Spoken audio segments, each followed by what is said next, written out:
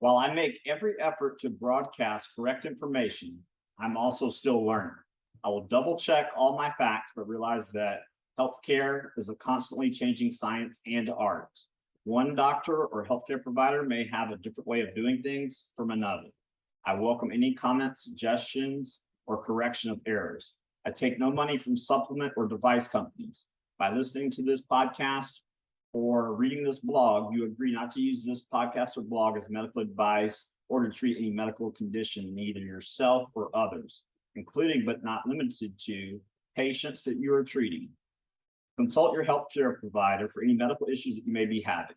This entire disclaimer also applies to any guests or contributors to the podcast or the website.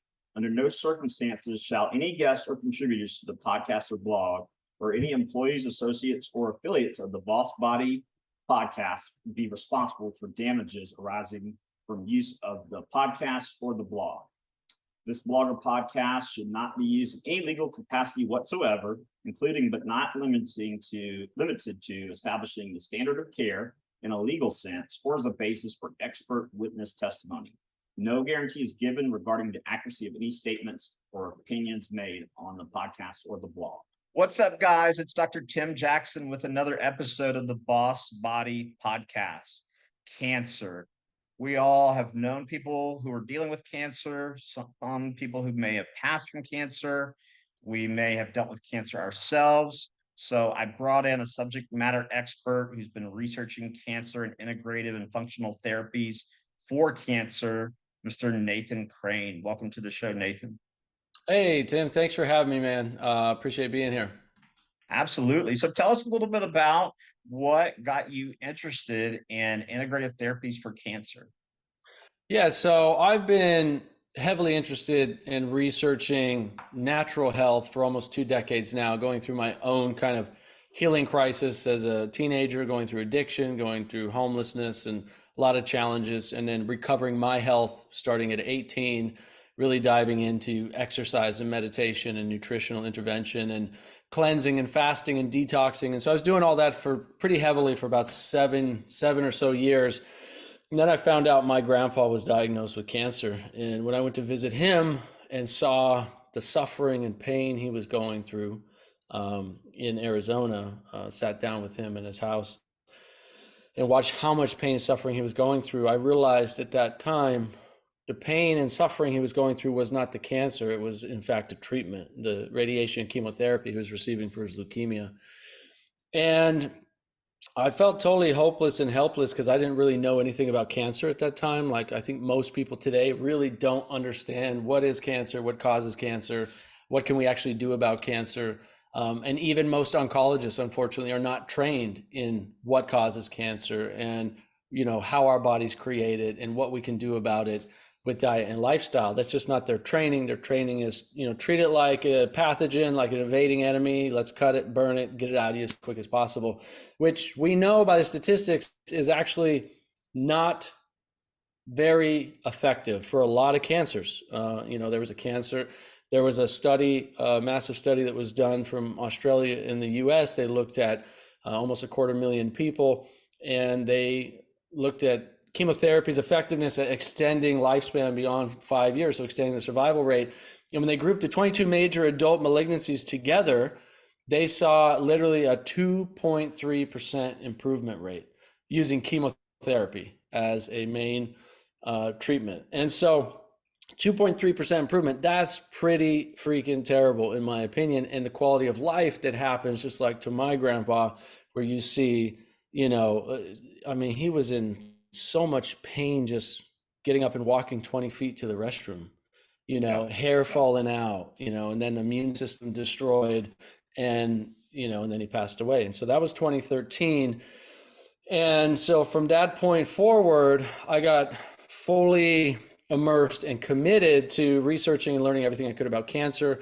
I started interviewing top doctors around the world who were treating patients using natural methods and found out, okay, what are you guys doing? How are you reversing these stage 4 cancers using natural methods, diet and lifestyle interventions?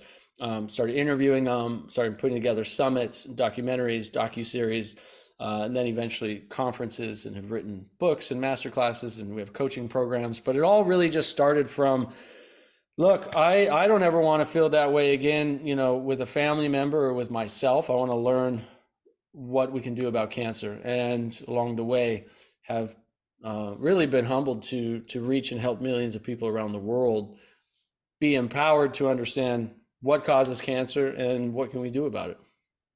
Absolutely. And I mean, I think the work that you're doing is so important, not just because cancer is so common statistically, but people experience that loss of hope. And it's kind of like learned helplessness, right? You Yeah. just kind of give up, and to no fault of their own, because they're being told, okay, you got to do chemo and radiation. That's really your only option. You probably know the name of this test, but I know in Germany and maybe some other European countries, there's a test where you can send off blood samples and they check both chemo as well as integrative therapies and nutraceuticals against the cancer cells to see what therapies will be efficient and Yeah, a lot of effective. my colleagues use that test. I work with hundreds of functional medical practitioners now, and have a lot of friends and colleagues in my mastermind groups. We communicate about a lot of these things. And that's called the RGCC test, or the Greek test, the Greek cancer test. And I have colleagues who stand by it and use it every day with cancer patients. And I have colleagues who are not that fond of it, and they have used it and didn't see the results that were promised. So I can't stand behind it and say it's a end all be all test that if you follow everything it says, it's going to give you the best solutions. But, having talked to multiple colleagues who use that test with their cancer patients, some have seen great results and some have not seen great results. So it's kind of mixed at this point. But I think, to your point, there are more available tests now that you can get access to, not only for discovering more about the cancer in your body and how certain treatments might affect it, like the RGCC test, but also to know, are you on track for a cancer diagnosis? And one of those tests, it's a really great test, it's called the cancer profile test. And you can have your doctor order this test for you, and they will look at a lot of different biomarkers to actually help you determine, like, hey, are you on track for cancer diagnosis? Because we know that cancer actually is rarely identified before 10 years that it's been growing in your body, right? And so all of us have, this is one of the big things that I've learned over the years I share with people, is all of us have cancer cells inside of us right now. I mean, as much health protocols as I do, and exercise and juicing and fasting and sleep and everything I focus on, and I'm young, I still have cancer cells inside of me. You do, everybody tuning in does, whether you have a diagnosis or not. The question is not whether you have cancer cells or not. Is the environment in which those cells are living in your body allowing for the cancer to basically take over and run rampant and multiply and duplicate, and then become a tumor, or become metastasize through other organs throughout your body through the lymphatic system, right? So that's the question, is, okay, where at in, how much cancer am I making in my body? Because it's not something we catch or something we get, even though, like, subconsciously we treat it that way. It's like, oh, he got cancer. It's like, well, where did he get cancer from? Oh, he got it from the neighbors. Like, no, we know that you don't get cancer, but we treat it that way. Oh, he got this cancer. Let's cut it out. Let's burn it. Let's radiate it. Let's chemo it. Let's poison it because it's bad for you.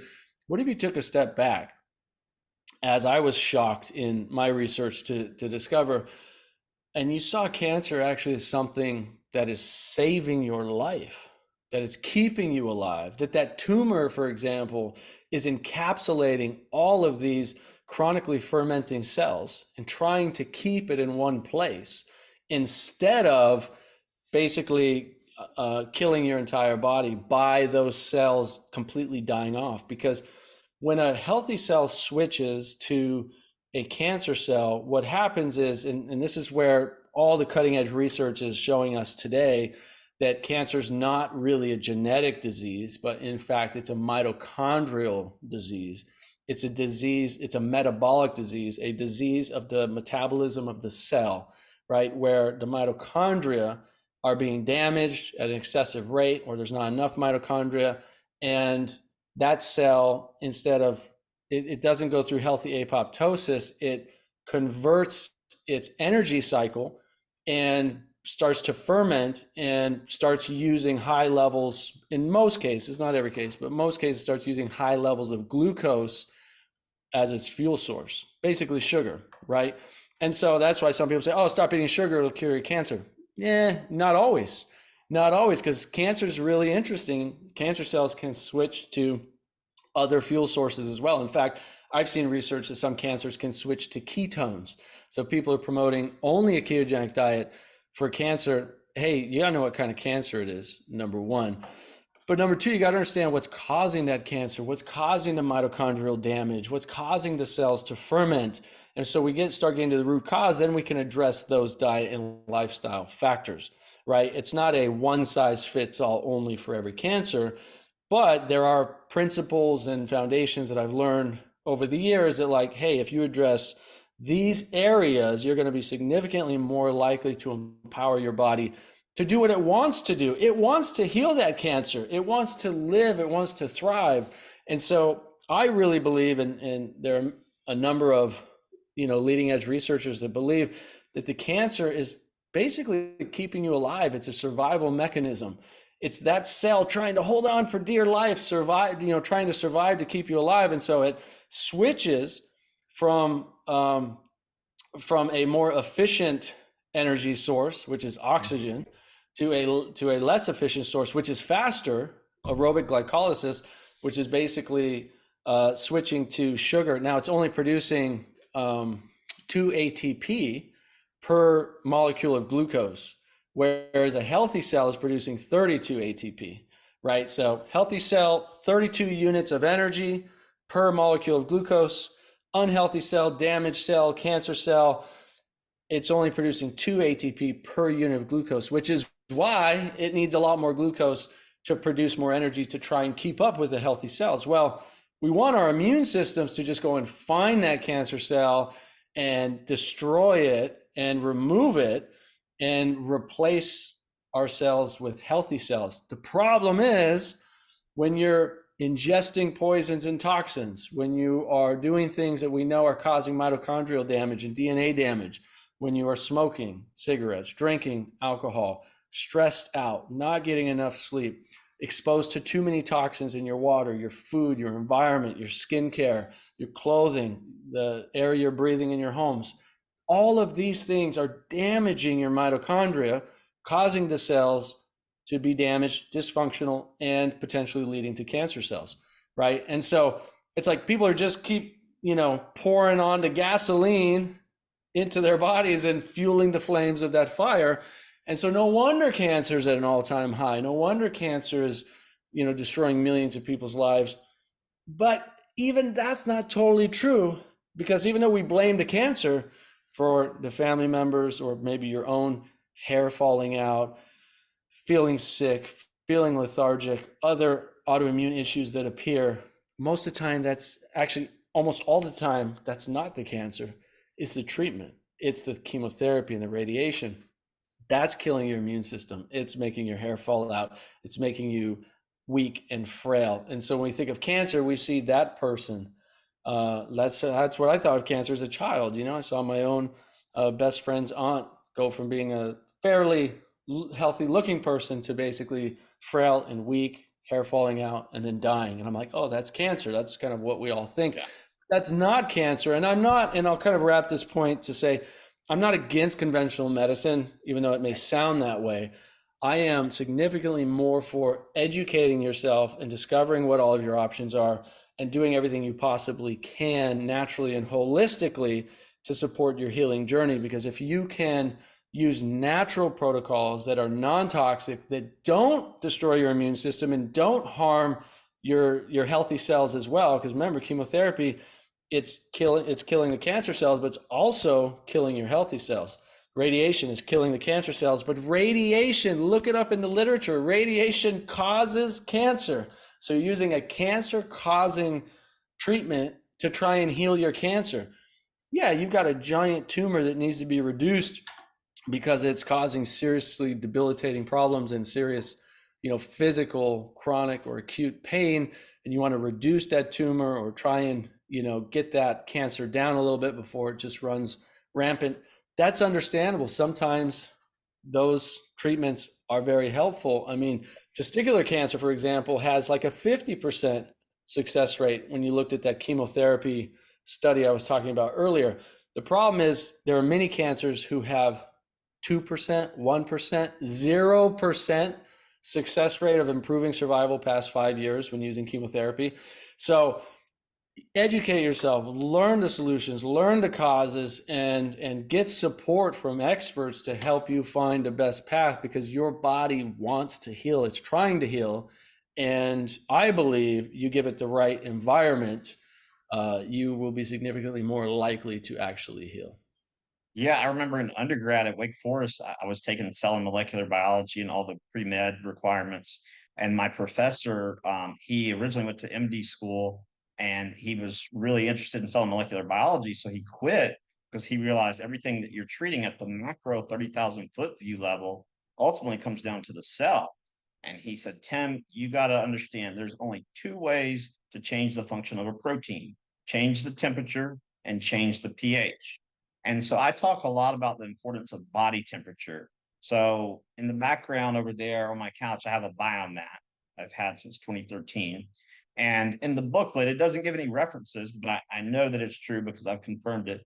You know, even a slight drop in your body temperature. So if I go to my family physician or colleague and the nurse or medical assistant checks my temperature and it's 98.0, they're going to say, good job. You're doing a great job.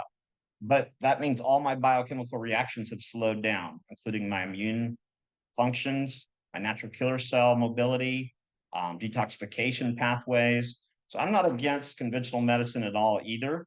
But I know that in a lot of European countries, they also they have a way of essentially titrating the chemo relative to the person, instead of just blasting you Yeah. and then creating more signs and symptoms. Yeah, there's some really great, chemotherapy treatment protocols that a lot of my colleagues use. One of them is called IPTs, insulin Mhm. potentiation therapy. And so they basically couple the glucose with insulin. So we know cancer loves glucose. We know it loves sugar because literally the scan that they use to identify, one of the scans that we use to identify cancer is by sending radioactive sugar into the bloodstream, into the body, and then what lights up on the scan with the radioactive sugar, we know that those are cancer cells. When it groups together, you're like, okay, yeah, that looks like there's probably cancer right there. So we use radioactive sugar to basically find cancer. Now, insulin potentiation therapy is couple insulin with glucose and send it into the body because cancer cells also have more insulin receptors. And so they will gobble up that glucose and the chemotherapy faster and quicker and more targeted than your healthy cells will. So it's low dose chemo. It's like 10, I think it's 10 times less the amount of chemo, but it's significantly more effective. And I don't want to get misquoted, but when I researched this years ago, initially, it's somewhere between 1,000. It's been stated in the journals to be somewhere between, I think, 1,000 to 10,000 times more effective, right? So a targeted low dose chemotherapy. Now, again, it's not a cure-all. It doesn't solve every cancer, but it's a potential solution in a toolkit that doctors can have access to. Again, the problem is you ask your traditional oncologist, they don't even know what you're talking about. They think, what are you talking about? Because they're And not look at Dr. trained on it. Brzezinski in Texas, right? I mean, they won't leave that man alone. And all he's done is help people. I know on his website, he had a girl, I think she was like 13 or 14. They told her to go home. She'd be dead within 6 months. And she had a picture up of her high school prom, her senior prom. And man, they came after him and he didn't do a single thing wrong. So and you tell me if this is correct, but I've heard it from multiple sources that around 60% of an oncologist's salary is paid for by the drugs he prescribes. Yeah, I don't know if that's the accurate percent or not, but we know that if you are not prescribing, there are certain standards to remain in a hospital, and I have colleagues who are medical doctors who left the hospitals, and they've told me these stories because if you're not meeting certain standards of in the standards of care, basically, which is very often they're limited and restricted from offering anything other than what's in their toolkit. And you have to meet certain quotas, and you have to meet certain, diagnoses and basically certain treatments. And that's why they're very pushy. Like, they're very pushy to get you in there. If anybody who's ever dealt with a chronic disease situation, especially cancer, knows exactly what I'm talking about, where they don't want you to leave the office without being scheduled for your treatment. They will follow up with you. They will pressure you. They will push you. They will put you through fear, which is why most people, a cancer diagnosis is like one of the scariest things you'd be told. Hey, Susie, you have cancer. Oh my God, people go into basically tunnel vision, and the next words, it's very hard. The next thing they hear is, we'll get you scheduled for treatment on Thursday. Okay. We got to do this right away. Okay. Versus, you know what, there's other options. You should get some other opinions. There's other things you could take a look at. You don't have to rush right now. You should be making a decision in the next 4 or 5 weeks. This is a stage 3 or stage 4. It's not going to kill you tonight. You've got some time to figure this out. Let's look at all your options and avenues and so you can find the best approach. That is the Hippocratic Oath, right? Which is do no harm, which means you have to educate your patients on all available options. The medical schools have done a really good job because the textbooks are funded by the pharmaceutical companies. And we know this is not a conspiracy. You can look up, where do medical textbooks and universities get majority of their funding from to fund the textbooks? It literally comes from big pharma. It comes from the pharmaceutical companies. So what do you think doctors are going to be trained to do to their patients? You're going to be trained to educate them on diet and lifestyle and supplements and sauna and ice baths and sunshine and things that are free and easy and cheap and effective? Or are they going to be compelled, literally through their training, to prescribe pharmacology and radiation and surgery? That's what they're trained on. And that's what keeps this revolving door going from hospitals to big pharma to cancer patients. And is that best for the patient? In many cases, I think not. But that's why it's important that, you're doing this podcast. I'm doing the work I do. We do what we can to educate people and give them alternative solutions. And there are hundreds of doctors now that I know personally, there's probably a lot more, who have left the conventional model and said, look, I actually want to help patients heal, and I want to help them do it with natural and holistic and functional approaches. And they're doing an amazing job because they saw the revolving door. We treat this symptom with a drug, and then they come back and they have more symptoms. So we give them another drug on top of it. They come back, they have more symptoms, and we call these symptoms a disease. And this disease, now the treatment is more drugs and more drugs and more drugs. And so now you're 52 years old and you're on 6 drugs, and all of them are, basically causing more and more problems in the body. And they're trying to basically address the symptoms instead of saying, what's the root cause of the first thing you came in for? Let's address that. Let's, root cause medicine. So I tell people, look, find a root cause medicine professional. Find a functional medical doctor, integrative, holistic medical doctor, or oncologist, naturopathic oncologist, who focuses on root cause medicine. Because if they're looking at the root cause, they're going to look at your diet, your lifestyle, your environment. They're going to look at the toxins going into your body. They're going to look at your relationships. They're going to look at your beliefs. We know all of these things lead to inflammation in the body. Chronic inflammation is one of the core causes of cancer. So, we want to address inflammation at its root, but we want to get to the root, of the inflammation, of the problem. And I'm sorry, you can't do that by slapping drugs on top of the problem. It might give you some symptom relief. It might give you a little bit of time or help. There might be times where a drug could be really helpful and supportive. But I live my life trying, being as drug-free as possible, myself and my family, and doing everything naturally as we possibly can. I'm not saying I would never take, any pharmaceuticals ever again, but it's been a long time, and thankfully I haven't needed them because we've found a natural approach works. Absolutely. And to your point about the medical textbooks, I know from my doctorate program, my pathophysiology book, well, pretty much all of them, says sponsored by Pfizer, sponsored by Merck, So they're literally teaching you what they want you to know. It's the fox guarding the hen house. So of course they're not going to mention diet. And recently I was listening to a clip on Instagram from Dr. Zach Bush. He's a triple board certified MD. And he said about 10 to 12 years ago, he was doing research and he found vitamin A derivative that had very potent anti-cancer properties. Yep. So he got very excited, called up one of the pharmaceutical companies, and they hung up on him. And so he went to his advisor, and she's like, "You never should have called."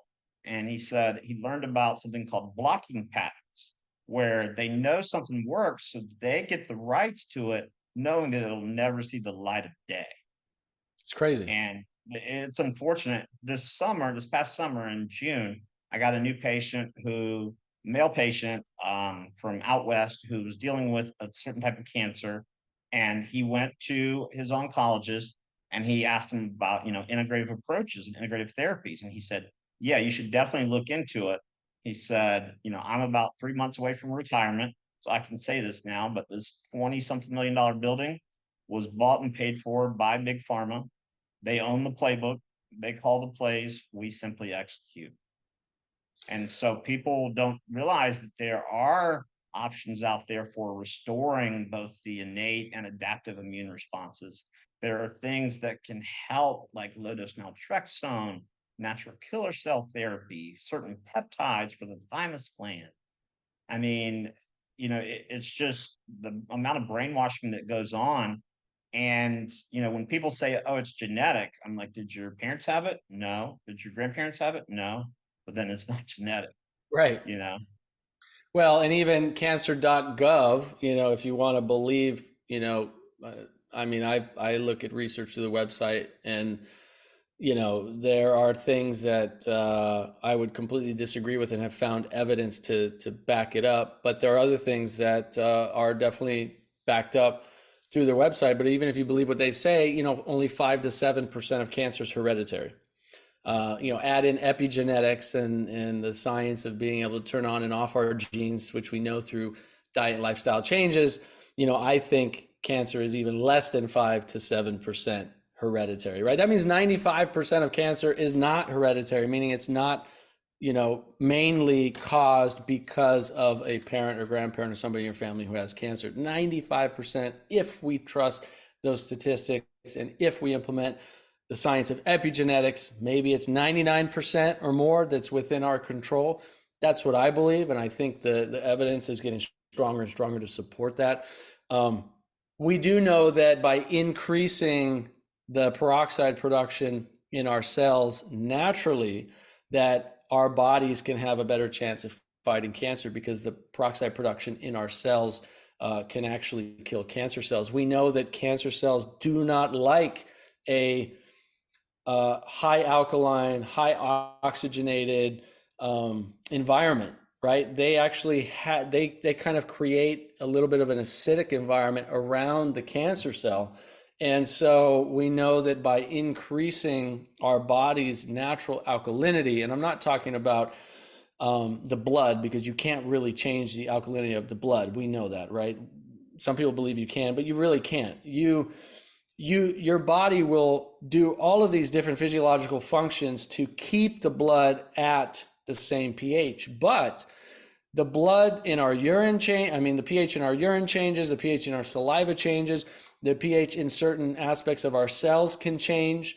And so we want to incorporate protocols into our diet and into our life that can help balance our pH and create less work on our body to have to balance our pH. So higher alkalinity foods and foods that actually help us increase that pH. And one example of that is like lemon, apple cider vinegar, lime. You take some lemon or lime, apple cider vinegar, separately, put them in some warm water, a little bit of honey.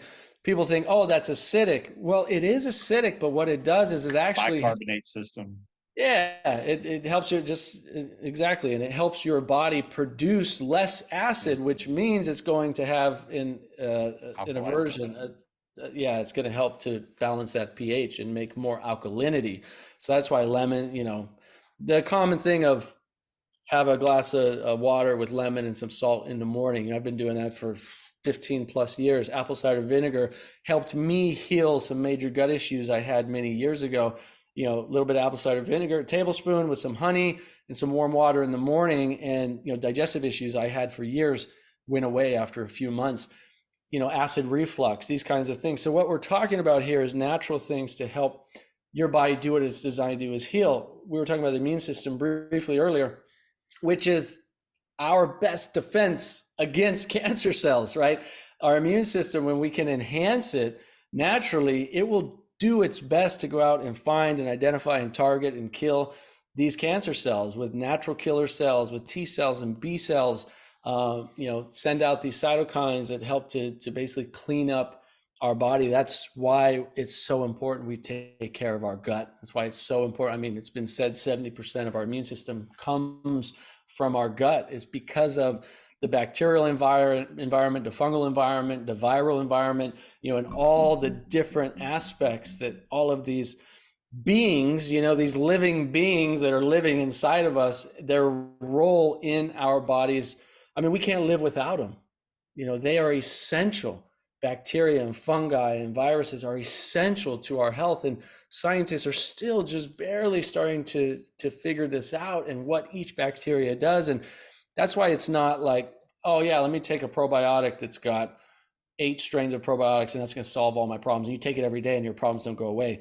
Because we have literally hundreds and hundreds and hundreds of different strains that have different functions. And so you think just increasing 8 strains, they believe now we have thousands of strains of different bacteria. So you think increasing 8 strains is going to solve all your problems? No, that's why it's, adding fermented food, kimchi, sauerkraut. We know many of the most anti-cancer foods are the brassica family, the cruciferous vegetables. These have anti-cancer compounds. They help fight inflammation. They're full of fiber that helps feed that good, healthy gut bacteria.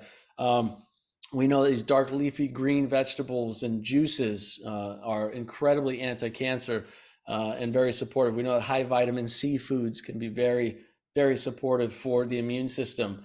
We know that reducing processed food and inflammatory sugars and processed sugars can help, reduce the inflammatory response in the body, and so the body can heal itself. There's really no cure-all, in my opinion, other than what Dr. Thomas Lodi said in my documentary. He said it so perfectly. He said, there is a cure for cancer, and it's called the immune system. If you have a fully functioning immune system, you never have to worry about a cancer diagnosis.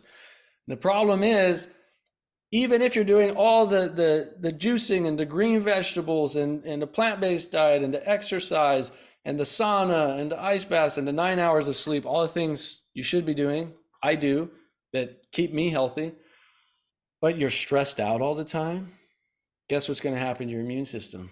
It gets downregulated, right? You're worrying, you're stressed out, you're anxious, you're fighting with your partner every day, you go to a job that you hate, you watch the news every morning and every day that's, compounding all this negativity on you, and you're activating that sympathetic nervous system response. Your immune system literally gets turned down and turned off without you even knowing it, right? And so this is why I talk about mental and emotional health more than anything, because addressing our childhood traumas, healing these childhood adverse events, and learning to live with more peace and equanimity and joy and happiness in our lives. At the very least, I'm not saying everyone has to be happy 24/7. I don't even think that's very realistic, but to find more peace throughout your day, to not let things affect you so negatively. My own father in his 70s is doing something amazing where he'd be driving and, someone cut him off and he just goes into road rage, ready to kill somebody. And he's been working on this for a long time. And he's gotten to a point now in a big city where people cut him off, they run in front of him, they slam their brakes, they do all these things. And 9 times out of 10, he just lets it go. He's been able to get control of his emotions and find ways to look at it and just say, look, I'm not going to allow these external circumstances to dictate how I feel. And it is so important that we do that we get control of our mind and our emotions, because they literally determine the outcome of our health, right? Right. Probably more than anything, in my opinion. And Mhm. so when we activate that parasympathetic nervous system as often as possible, meaning rest, relaxation, rejuvenation, digestion, that's meditation, it's qigong, it's energy medicine yoga, it's sleep, it's naps, it's self-reflection, journaling, gratitude, all these practices. The more we implement them into our day to day, the more peace and tranquility and happiness we're going to experience, but definitely our immune system is going to be upregulated and can do what it needs to do to fight cancer. Yeah. So one thing I've studied a lot for the past 5 years is the vagus nerve. It's the Yep. most direct route to increasing parasympathetic tone. Shameless plug. I don't have any connection to this company, but a device called the Hoolest, HOOLEST. It was developed by a biomedical engineer. And you literally, it's not a subscription service. It's a one-time fee. It's a little device. I don't have it up here on my desk, but you put the little prongs in, you apply it right here, and it activates the vagus nerve. You can also, that has settings for the median nerve and the trigeminal nerve, but it works very well as compared to some of the other devices. And a colleague of mine who's a nurse practitioner and a chiropractic neurologist, he uses it on a lot of his patients with traumatic brain injuries, concussions, etc., to activate that anti-inflammatory reflex. And I know it's working because about 15 to 20 minutes after I use it, I typically have a bowel. So it's literally putting me in that rest and digest state. And so, to your point, stress plays a major role, but also environmental toxins. So I've been testing and studying people for mycotoxins since around 2009, 2010. And I think that, if we went into any oncology department in the United States and did a provoked urine mycotoxin test, most people would have several mycotoxins that are elevated. And while they all have slightly different roles, the one common denominator is they suppress the immune system. Have you read or studied this much? Yeah, 100%. And so I have gone into, multiple, I mean, you're 100% spot on. I've gone into multiple oncology clinics, specifically functional and integrative medicine oncology clinics, and they test for mycotoxins, they test for mold toxicity, they test for parasites, parasitic infections. And Dr. Lee Aaron Keneally in California has the Center for New Medicine. They've treated 50,000 patients through there, not only cancer patients, but all kinds of diseases. And her team, I interviewed many people, many of the doctors on her team, and they said every single cancer patient that they've tested for parasites and fungus that has come through their clinic has tested positive. Every single cancer patient. And I believe it. I mean, I think we all have some sense of parasites and fungus. I mean, I know for sure we all have different, fungal infections and different things going on, different parasites going on. The question is, are they growing out of control, right? Are they inhibiting your immune system, or is your body able to still stay in harmony because they're not growing out of control? Well, we know they love processed sugar, right? We know that the more sugar you put in your body, the more you're feeding these pathogens. And so reducing processed sugar is essential. If you're drinking sodas, pops, candies and all kinds of things that are just full of processed sugar, cane sugar. I mean, any processed sugar is really not great for your body. And it doesn't matter if it's wild, harvested, organic, turbinado, brown cane sugar. If it's not in its whole food or whole fruit form, it's lacking all of the necessary vitamins and minerals and amino acids and fiber and water that come in that whole food form, coupled with that glucose and fructose molecules, right? That your body actually benefits from. When I eat an apple, I'm not just getting, this is why people who say fruit is bad for you have no idea what the hell they're talking about. Because fruit's not bad for you. Because they say, oh, glucose and fructose are bad for you, right? They feed cancer, they feed mycotoxins, they have sugar, they're bad for you. What they don't realize is that an apple has significantly more benefits in it than some processed candy bar that you're eating, because that apple not only has fructose and glucose, but it's got fiber, which reduces the insulin response because it slows down the insulin response, right? Because the fiber slows down the glucose molecules entering your bloodstream. But it has vitamins that are anti-inflammatory and anti-cancer and all kinds of vitamins your body needs. It's got minerals. It's got water. They have amino acids, for building blocks of protein. There's so many good things in a piece of fruit that your body needs. And we know some of the most anti-cancer fruits that we have are the berries, the berry family, because they are often lower glycemic. Blueberries, for example, are amazing for brain health, for cancer, lower glycemic, high water content, and have a tremendous amount of vitamins and nutrients in them, phytonutrients that help your body. So I'm not saying go on an all fruit diet if you have cancer, but fruit's not the enemy. It's when you extract the glucose or the fructose or the sucrose molecules out, process it, and then sell it because we know it's addictive, Right. So, I use honey, I use organic, honey as my primary sweetener. I rarely use anything, I'll use some monk fruit or some stevia. Maple syrup once in a while when we make, pancakes on the weekend. Other than that, it's like, I don't add sugar to my food. We don't cook with sugar. We don't, most people are adding brown sugar and processed sugar, or they're eating processed food that's filled with, 20 grams, 30 grams of sugar per serving. It's insane what that sugar is doing to the body. Yeah, that sugar, we can't say it causes cancer. We can say it feeds cancer. Absolutely. We know it feeds cancer. And so, reducing that sugar is essential, but not just cancer. We know it feeds parasites. We know it feeds fungus in your body. We know fungal, when you reduce those processed sugars and you eat more whole foods, add in some powerful antiparasitic herbs and antifungal herbs and do a cleanse or detox, we can reduce those colonies that are inside of our bodies substantially. Absolutely. What would you say you're most excited about in terms of new developments or things that are on the horizon for cancer therapies? Oh, that's a good question. Let me think about it for a second. New developments.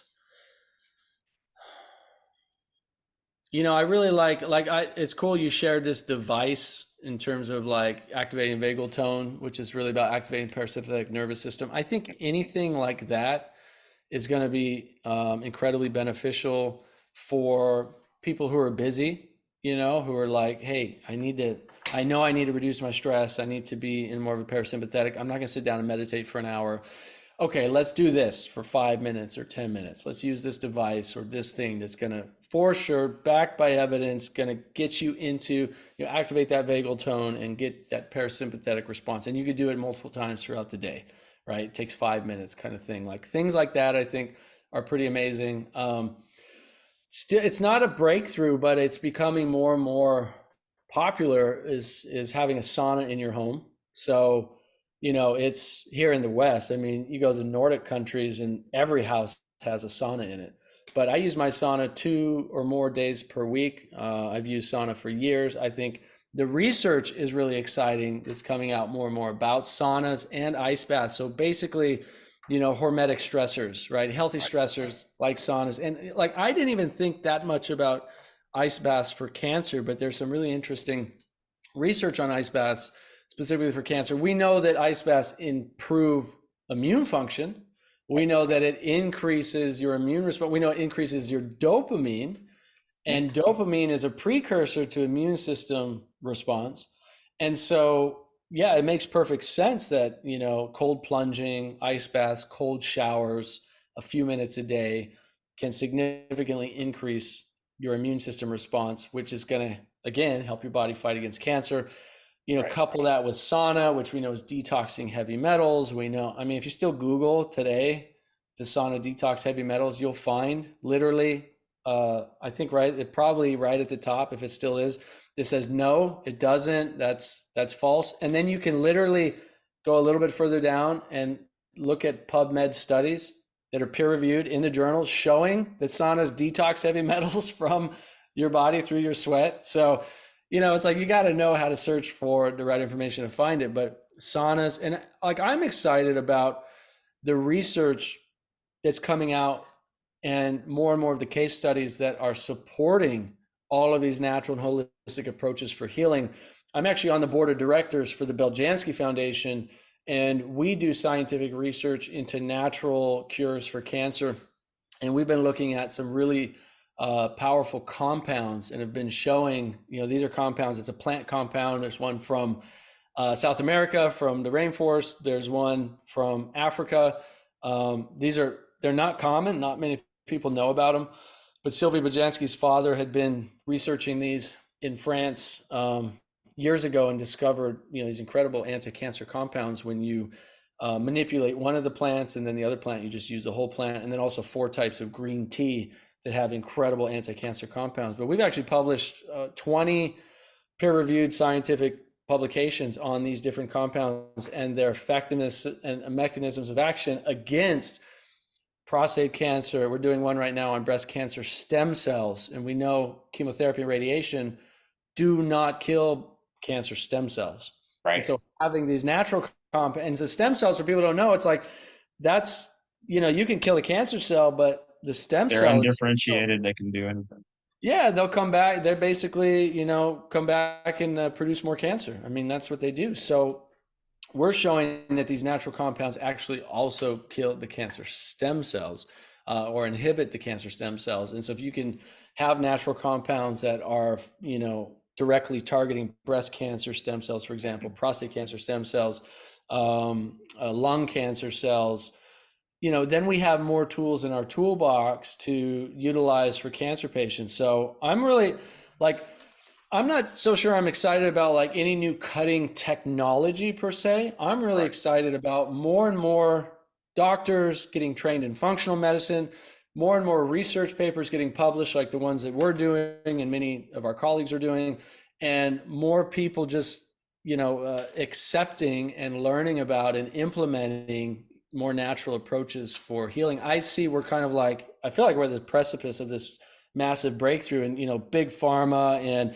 big government, big corporations are still trying to squeeze it all down and prevent it from happening. But more and more people are waking up and more science is getting published that it's like, you can't deny that, this breakthrough is happening, and it's only a matter of time. I'm having a guy, Dr. John Lurians. You've probably heard of him. He's a DC and a naturopath. He's in just outside of Miami, but he has a nurse practitioner and I think an MD on his staff. And something I've suspected and read for years, but he confirmed it. They have a test, and granted, I'm not talking about prostate cancer, but just prostatitis or elevated PSA level. But they have the guy ejaculate, collect the sample, they send it off, see what pathogens. And he said he's never seen someone that came back like totally negative. It's a matter of how much. And then they do ozone directly along with antibiotics and some nutraceuticals, depending on, what they find. And he even had Ben Greenfield on one of his Instagram reels. And he said he had a little frequent urination lately. And so it just, speaks to the role that some stealth pathogens can play. And I had Lyme and mold toxicity. And so I've treated a lot of patients with Lyme and mold toxicity and chronic fatigue syndrome. Do you see a strong contribution? I know you talked about parasites, but also stealth viruses, mycoplasma, Lyme, contributing to immune system dysregulation, T cell anergy, and then leading to cancer? Yeah, I think so. And the reason I think so is because you can, I can always draw the connection between, the root cause and if you can draw any connection to chronic inflammation, you already have a potential cause of cancer. Because just the chronic inflammatory process alone, right, is the repair, destruction, repair, destruction, repair, destruction. That process is really well documented in our biology that shows why that chronic inflammation is damaging cells and causing cancer. So when you have an infection, a Lyme infection, a viral infection that's going on for years, that's causing this chronic inflammatory process of repair, damage, repair, damage, damage, repair, damage, repair, nonstop, you know already, I mean, you can just assume that the likelihood of cancer showing up in 5 years, 10 years, 20 years is going to be increased substantially. Now, you can back that up in the literature by showing people who have chronic diseases like diabetes, for example, which is also chronic inflammatory, autoimmune disease, which is chronic inflammatory, heart disease, which is chronic inflammatory. Their risk of a cancer diagnosis is significantly higher for each one of those chronic inflammatory metabolic diseases than if you don't have those diseases. So we know that they do increase risk. And I think the main reason is because of the chronic inflammation. That's the most well documented. But I also have come to this very simple analogy to understand the human body as a tree, right? And so we've got these roots that are going into the ground, and the roots are basically what's being fed and put into us, good and bad. We've got the tree, which is the body, and we've got the diseases, which are the branches. And look at type 2 diabetes, look at autoimmune disease, Hashimoto's, look at Lyme, look at, I don't know if Lyme is as much, but look at cancer, look at heart disease, right? Look at these chronic inflammatory diseases. They're basically all branches of the exact same tree. And when you address, and this is what's really interesting with a lot of the clients that we work with and patients that a lot of our colleagues work with, when you address the underlying conditions of, let's say, type 2 diabetes, right? You actually reduce the saturated fat intake, you increase whole foods and carbohydrates, which is against what most people believe about type 2 diabetes. You reduce the processed sugar, you increase actual carbohydrates significantly, lower protein, lower saturated fat, and then clean up, add in intermittent fasting, add in, reduce stress, add in things that are going to reduce chronic inflammation. You can literally see every marker of test of type 2 diabetes completely go away, and you can increase insulin sensitivity, which is what we want to do. And you can technically reverse type 2 diabetes. My friends over at Mastering Diabetes do it all the time with thousands of their clients that they take through their program. Well, when you're doing that, you're also addressing all the underlying conditions that are leading to heart disease and to cancer and to autoimmune disease. So it's, it all just makes sense. Now, I'm not an expert in Lyme. I'd actually love to talk with you on my podcast and pick your brain about Lyme, and maybe we could do that at some point. Sure. Because I think, that's an interesting topic and something that's important for people. But I do understand the basic mechanisms and how, to answer your question, if you address these other conditions and these other root causes, then I really believe, and the literature supports this, that you can reduce your cancer risk substantially. Absolutely. So I'll tell you a quick story. In 2011, I was practicing with a nurse practitioner in North Carolina, and we had this patient who came in. He was a business owner, successful entrepreneur, and he was seeing a traditional oncologist. And we put him on IV vitamin C.